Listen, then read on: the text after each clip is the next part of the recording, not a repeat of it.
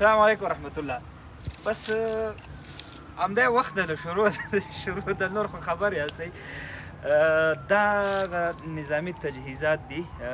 یو خبره به اول هر څه نه مخکې دا وکړم چې دا شمشاد دننه چې کومې سټوډیوګانې دي هغلته خو به تاسو مرکې مو اورېدلي، هغلته به تاسو ویډیوګانې هم کتلې، خو ولې بهر نه به څوک اکثره خبر نه وي. زه دلته راننوتلم، زه مخکې هم راغلی وم خو داسې ډېر وخت د کمښت د وجې نه یم برابر شوی. نن زموږ ملک شاته ولاړ دی، کبریت تر شا نوم به دې واخلم، اظهرشاه ورور. اظهرشاه زما پخوانی همکار دی، امټین کې راسره وو. نو دلته راغلو، دا د افغانستان هغه پخوانی تقریبا د نجیب د وخت هغه د وسلې دي، همداسې به یې که نه اکثره؟ نه، دا د نجیب د وخت نه پخوانی دی، غازي امان الله خان.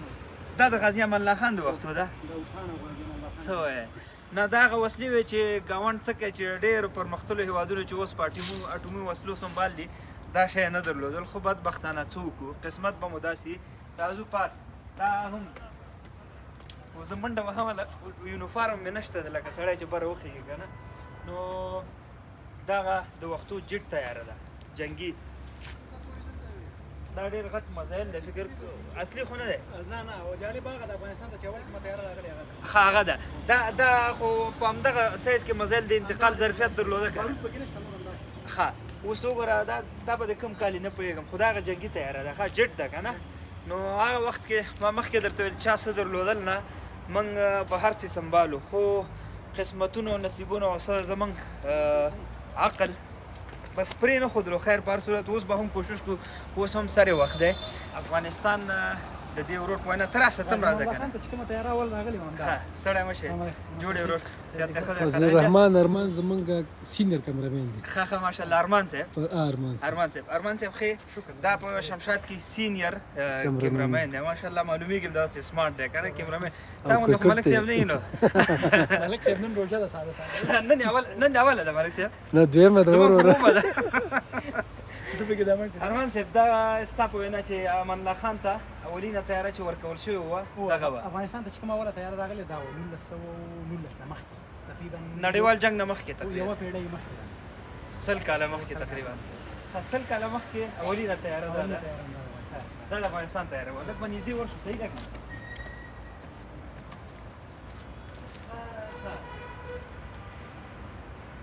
د پیلوټ هغه دروازه ده که نه؟ بنده ده. ته راشه که نه ملکه، قلف ده. ښه، دا عجیبه ده که نه. نو 100 کاله مخکې تقریبا 110 وروشه، 110 کاله. ښه، دا داسې تیاره فکر نه کوم هغه وخت کې داسې دا هېوادونه جوړ هم نه وو. نه وو ډېر. دا چې اوس په موږ ملکي کوي د دوی نومونه هم نه د دې نومونه هم نه وو که نه. هغه تیاره دې ځای نه ملکه ډېر ښایسته راښکاري که نه. جېټ تیاره خو دا یو 2 پیلوټان پکې لګیا، دا جنګي جېټ ده.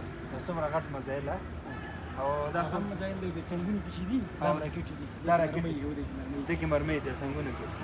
ښه، ورځو واخواته ورځو، صحیح ده. هغه ځای کې توپ دی. ملک صاحب وبخه نو. الله دې بخښه، الله دې بخښه.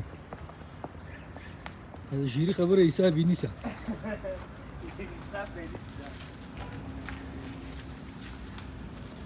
شمشاد مشرتابه ته د خدای خیر ورکړي، ځینې زاړه یادښتونه ځان سره ساتلي دي. دې خواته راوړه، دغه خو هم توپ دی که نه، او هغسې ده، هغه هم زړه تیاره ده. دغه خو د ارمان صاحب دا به داسې چالانېدله زما فکر باندې اول لکه هغه ګاز غوندې که څنګه ته دا فلمونه کې شته دی. ښه، فلمونه کې شته. دا هم همدغه وخت تیاره ده. دا هم د هغه وخت ده که نه. لکه دا وروسته دی نه دی که نه، دا اولني وختونه او دا د اولونو تیاري دي. زه خو زما فکر چې دا به ستاوي خپله به تاوله جوړې دا وایي که نه. ښه، ماشاءالله. نو دا ډېر بهترینه خبره ده که نه. سړي ته یو سوچ او فکر راسي چې یو وخت و چې موږ هر څه درلودل، د چا نوم او نښان هم نه وو. او د بدبختانه اوس موږ هېڅ هم نه لرو. خل ډېر شیان لري. یو خبره ده چې زړه لله الحمد اوس هم لرو، ټالنټ لرو. که څوک مرامه پرېږدي بېرته به تر دې ښه شو. سوچنده به انشاءالله ښه کېږي. داسې خو دا خو زموږ عایشه خبره اولادو کې راځي. تاسو مه خفه کېږئ، هغه څه چې حقایق کې وایو به، صحیح ده. برټش دا د برتانیا د وخت دی. دا د برتانیا د وخت. برتانیا د غازي امان الله خان د وخت. رویال هارس اتلې ګن لکه چې او ریډیګن د میډم برټش بین برټش دا دغه وخت ته یا او دا خو خپل دا دروس د وخت دا خو خپل دا خو وسم لري نه اوس هم درو دا شته دا ډېر ټیپ دي کنه او دا کتلیو چکر مو والو دروازه څنګه ده خلاصه ده بند دروازه بند وي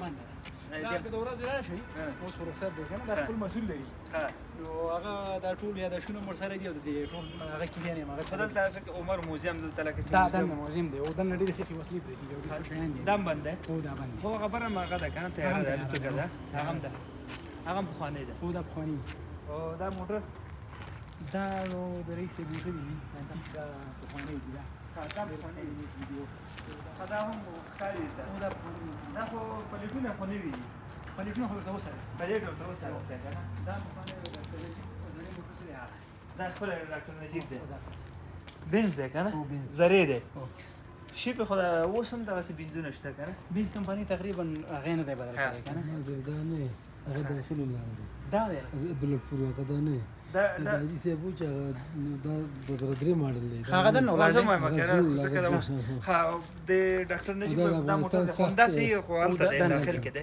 هغه افغانستان ساخت دغه د اجي سبجدین دا سپکټ 15 ټیره جوړ کړه دا چې اول افغانستان شاخ رکشه جوړه شو ها دا د افغانستان سره ده نو ډیر څه کوي شو الحمدلله مونږ سره د سي هاستیانه دا اوس هم شته دي کلک زره وخت ورته ورکول شي یا باغې باندې سرمایه گذاري وشي نو لله الحمد مونږ لرو په هر برخه کې په اصطلاح ټیلنټونه لرو تاسو موټر وکړه چې په سیمه کې چا دغه سي موټر نه درلود مونږ په ډیرو کم امکاناتو باندې غزمن انجنیر صاحبان او ته باندې د موټر جوړ ک بیا قطر ته ولېګ نمایشګاو ته یا نندرتونونو ته وړاندې ک همدارنګ ان شاء الله وخت به راځي چې دا چې کوم شی د تخکاری دا خو په خوانه دي نو د دنه پر مختلفې وسلې بم لرو هر څه به جوړو الله دې زمونږ شته نظام دا اوس دی دا راته نه لنګي او پایدار دي چې تر څو پورې بیا دې ته احتیاج نشو چې نور ملکونو دروازو ته ودرېږو زرزاریانې ورته وکړو